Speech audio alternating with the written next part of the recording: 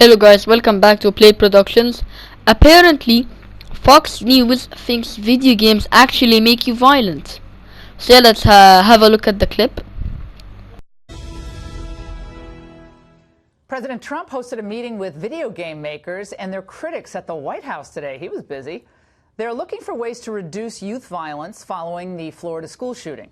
And the president recently expressed shock at what young people are exposed to today. The movies, the internet stuff is so violent. It's so incredible. I see it. I get to see things that you'd be amazed at. I have a very young son who I look at some of the things he's watching and I say, how is that possible? Holy crap, video game bad. Holy crap, internet stuff bad. We need to do something about this or kids will start shooting up Walmarts. And this is what kids are watching. Now let's discuss whether there is any link between violence on the screen and real violence with Ben Shapiro, editor-in-chief of the Daily Wire, and retired Army Lieutenant Colonel David Grossman, who's authored books on the psychology of violence, Army Ranger, black belt, and everything. Okay, you win just on that score. It's great to have you both on. Let's start with you, David, because some of these games are really wild. I mean, they're pretty graphic. I imagine a 60-year-old watching this and is like, holy crap, and then he storms up to his son's room and then is like, Jack, stop playing the Fortnite, you're going to shoot up a Walmart. Pretty gory. You know them, Call of Duty. I don't do any of these, but like Grand Theft Auto. Yeah, they're simulated violence. It's a criminal simulator, a murder simulator. Yeah, Evan Ramsey, others like some of these other killers, Dylan Klebold, Eric Harris of Columbine, were steeped in these games. Adam Lanza. The Norway killer trained on those. He said he trained on them. 69 dead on island in Norway, and he spent a year training on video games to prepare himself for his crime. The killer in Florida, he spent 15 hours a day on violent video games. Okay, a school shooter plays video games. I get it, he practices on video games. But it's his fault. Video games don't make him violent. He wanted to shoot up a school and then he used the video game to train. That's not the reason.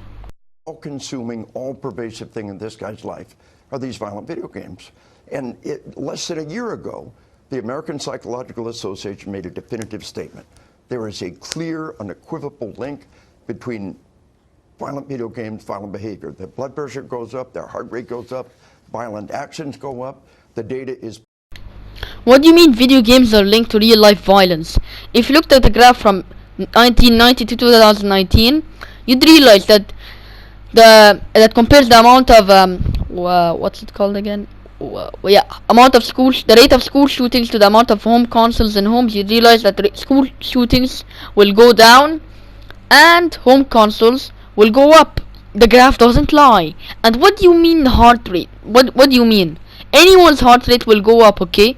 Anyone's heart rate will go up in a video game. It's just excitement or fear, okay? If you were in a boss battle of a story mode movie, your heart will beat so fast because that's the end. You're like really excited. Or maybe like you're in top 3 in Fortnite and you're almost getting that win. Or maybe you're in like first place in GT Sport and like someone in second is attacking you. Heart rate goes up, that's natural, that's exciting. This guy's actually an idiot. This guy's an absolute idiot. Persistent and clear across many different forms. You cannot deny it. It is overwhelming. Ben Shapiro, I know you're skeptical about a link from video games. Yeah. Millions and millions of people play these video games. I mean, girls aren't as into these video games, I'm sorry, as boys are, but I think if my sons had access to them, I'm sure they'd play them all the time because something about the boy's brain and... No, girls also play shooting games, okay? Do you see how many Twitch streamers play shooting games? And my sister plays Fortnite. She even makes Fortnite videos on this channel. These games. But why are you not worried about it? Well, I mean, I'm not supremely worried about it just because the consumption of these violent video games has been going up continuously since the early 90s, and yet youth violence has been going down since the early 90s. The correlation actually doesn't fit.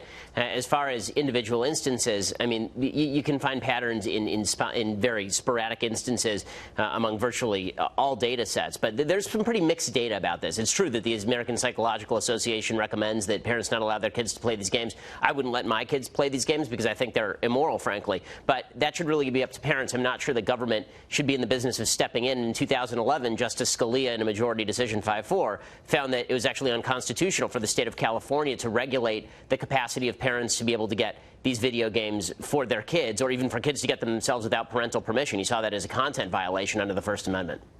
Let's talk more about this. The assassinations that take place in the games. You know, my book, Laura, Assassination Generation, we outlined the dissenting opinions in that case. There's much more to this situation that we need to understand. You know, Clarence Thomas and Stephen Breyer, the most liberal, most conservative justice, dissented. Stephen Breyer said they use these to train military.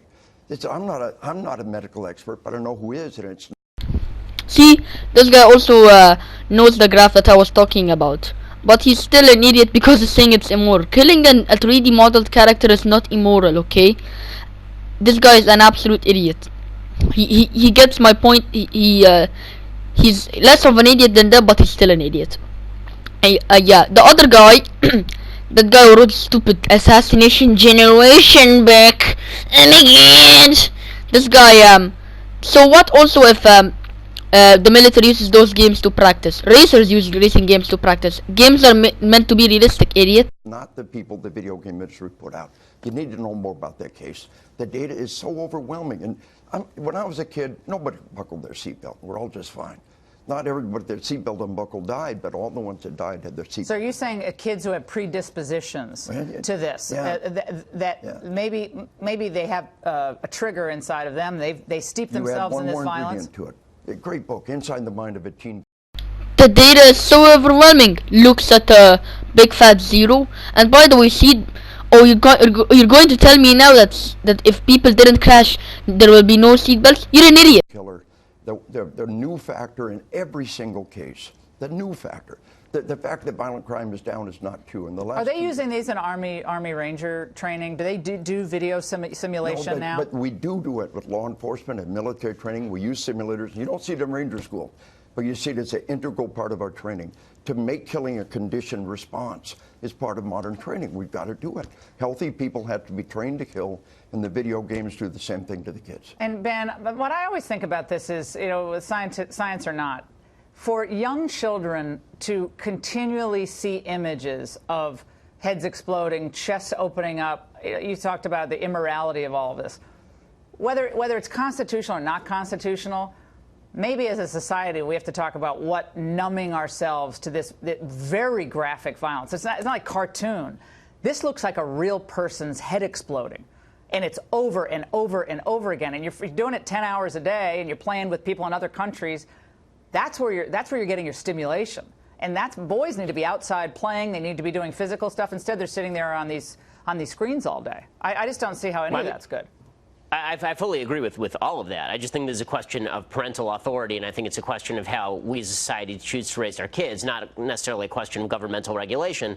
And the problem I have with the president getting involved is whether this is going to be a cultural issue or is this a regulatory issue? Is this an issue where the president tries to promulgate some sort of legislative response, or where we're supposed to think that the government is going to step in and fix all of this?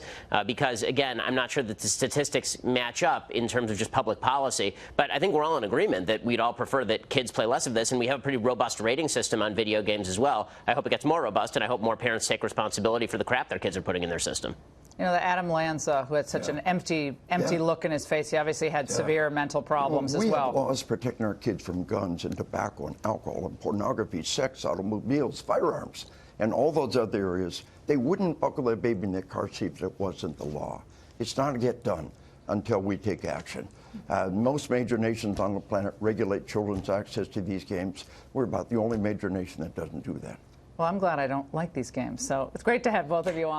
In what game heads explode? Okay, most kids play Fortnite. Second of all, what do you mean What do you mean inappropriate stuff? You have to be 18 to watch that. That's disgusting. I don't watch that. Third of all, those games are not banned in countries, okay? And yeah, that woman in the middle is out of her mind. She's literally out of her mind. Oh my god, stimulus heads exploding. Oh my god. Anyway, yeah, I just won this race in this game. Time to steal my dad's car keys and go for a joyride. Bye guys, see ya.